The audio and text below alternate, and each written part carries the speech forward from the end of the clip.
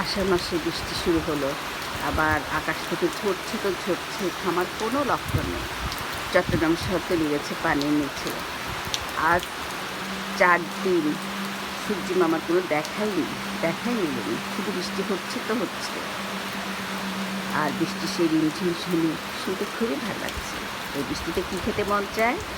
খিচুড়ি, গরম গরম খিচুড়ি, ইলিশ ভাজা আর ডিম ভাজা।